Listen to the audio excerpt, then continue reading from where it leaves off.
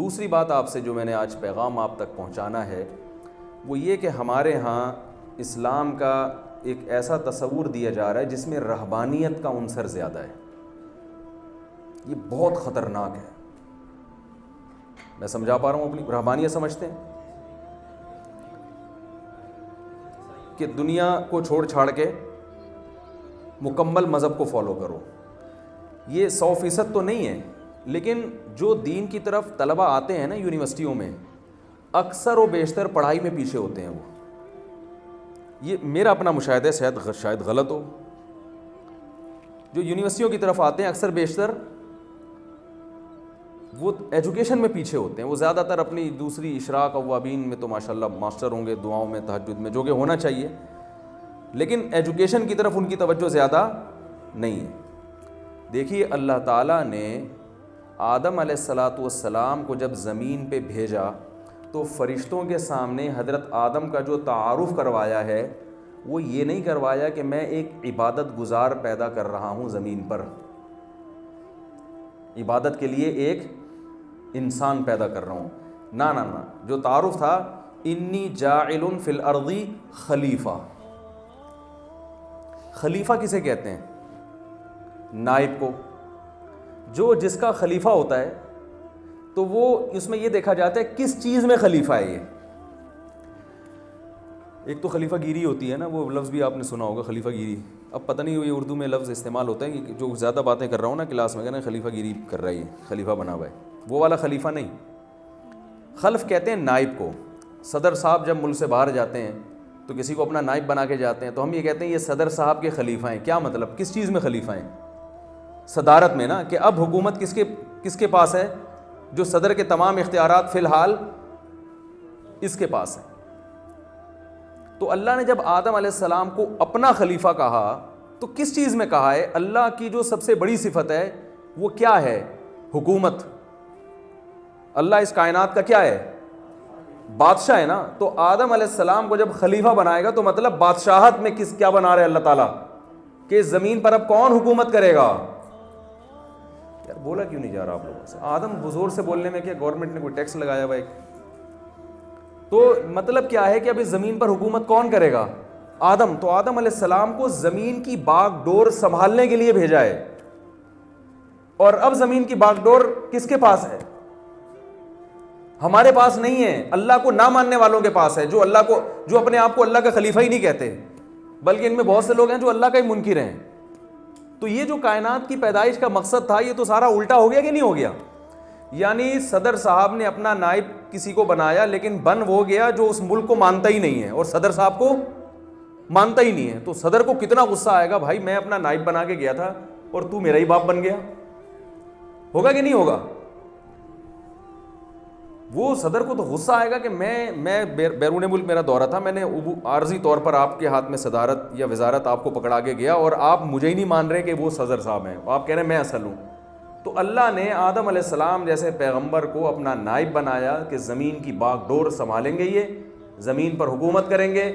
لیکن اب زمین کی باغ ڈور ان قوتوں کے ہاتھ میں ہیں جو سرے سے اللہ کو مانتے ہی نہیں ہیں، بلکہ جو اس قصے کو ہی جھوٹا کہتے ہیں. وجہ اس کی یہ ہے کہ جو ماننے والے تھے ان کو پتہ ہی نہیں کہ ہماری پیدائش کا مقصد اصل میں کیا تھا. جو ماننے والے تھے نا ان کا یہ کانسیپٹ ہی نہیں ہے. جب صدر صاحب کسی کو نائب صدر بنا کے جائیں اور نائب صدر بھول جائے کہ مجھے صدر صاحب نے صدر بنا کے گئے ملک کا، وہ بیچارہ دھوتی بنیان میں گھومنا شروع کر دے، تو اس سے بڑا کوئی جرم ہو سکتا ہے؟ تو اللہ پہلی تو یہ ذہن میں رکھیں کہ اللہ نے اہل اسلام کو، ان لوگوں کو جو اللہ کو مانتے ہیں، ان لوگوں کے ہاتھ میں اللہ چاہتے ہیں کہ زمین کی باغ ڈور ہو، لوگوں کی تقدیریں ان کے ہاتھ میں ہو، جبکہ ہماری تقدیریں ہمارے ہاتھ میں نہیں ہیں، ہماری لگام کسی اور کے ہاتھ میں ہے. بہت سے لوگ اس بات کا ادراک تو کرتے ہیں کہ یار ایسا ہونا چاہیے، اسلام ہونا چاہیے پوری دنیا میں، اللہ کا قانون نافذ ہونا چاہیے، لیکن بہت سے تو اسی کو نہیں مانتے. جو اس کو مانتے ہیں وہ اگلے اسٹیپ میں گڑبڑ کر جاتے ہیں. کیسے ہونا چاہیے؟ تو اس کے لیے اللہ نے جو پروسیس بیان کی ہے قرآن مجید میں، اس پروسیس کو نہیں مانتے. وہ پروسیس کیا ہے؟ وَعَلَّمَ آدَمَ الْأَسْمَاءَ كُلَّهَا، ثم عرضهم على الملائکۃ فقال انبئونی باسماء هؤلاء. اللہ تعالیٰ فرماتے ہیں جب اللہ نے آدم علیہ السلام کو بنایا اور آدم علیہ السلام کو تمام چیزوں کے نام سکھائے، فرشتوں سے کہا تم بتاؤ ان کے نام. فرشتوں نے کہا ہم نہیں جانتے. آدم علیہ السلام سے کہا، آدم علیہ السلام نے ایک دم پوری نام بتانا شروع کر دیے. تو اللہ نے فرمایا الم اقل لکم انی اعلم ما لا تعلمون، میں نے کہا نہیں تھا جو میں جانتا ہوں وہ تم نہیں جانتے. اب یہ نام بتانے کا کیا مقصد ہے؟ چیزوں کی خاصیتیں، چیزوں کے خواص. آدم علیہ السلام اس زمین اور زمین پہ رہنے والی چیزوں کو سمجھنے کی ان میں صلاحیت تھی، فرشتوں میں یہ صلاحیت نہیں ہے.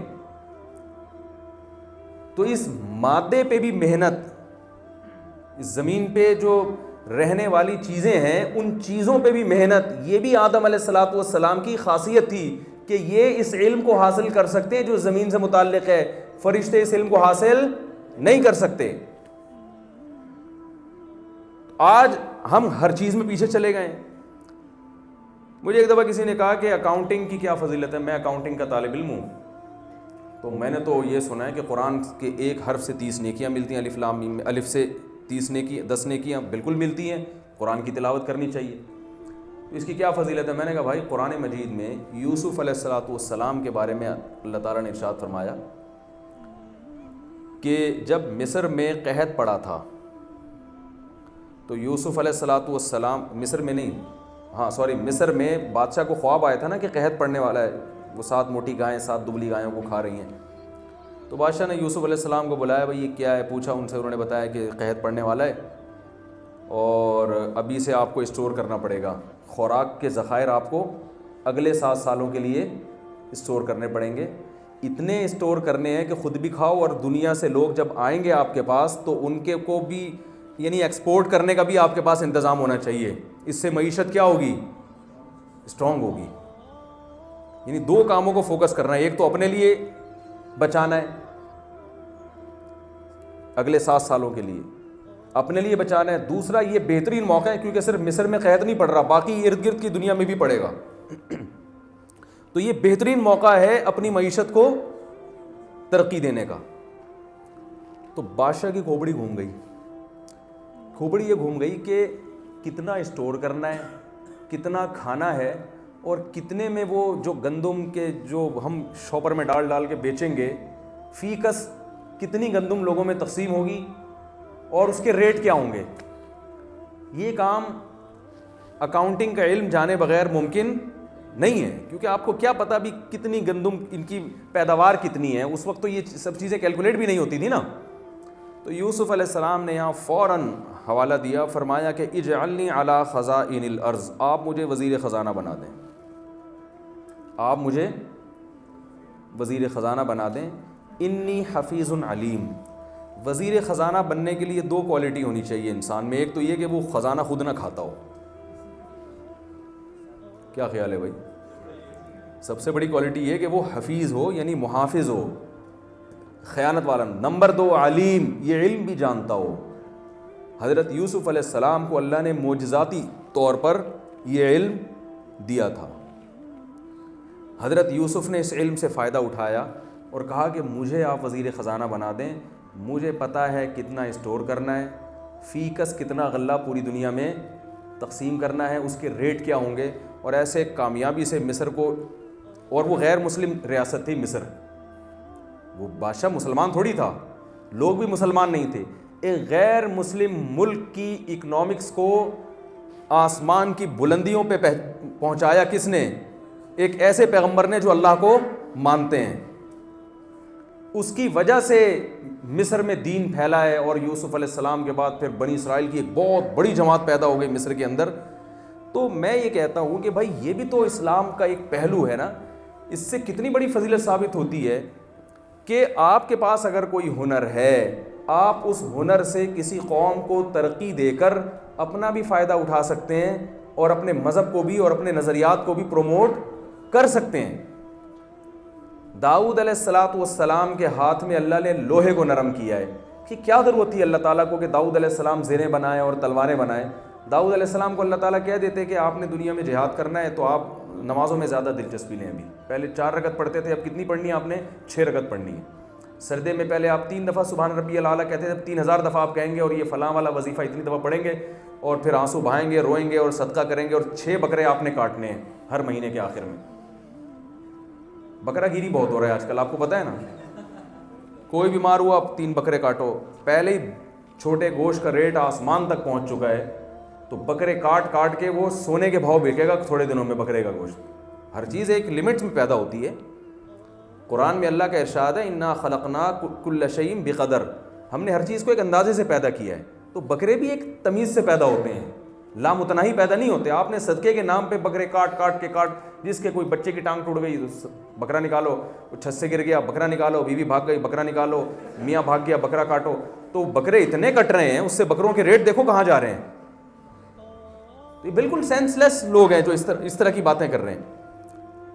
تو داؤد علیہ السلام کو اللہ نے کمانڈر بنایا، انہوں نے بڑی بہادری سے لڑے وہ میدان جنگ میں، اور جالوت کو انہوں نے قتل کیا، تو ظاہر ہے اس کی پہلے ٹریننگ بھی لی ہوگی نا، پھر اللہ کی طرف سے کچھ معجزے ہوئے۔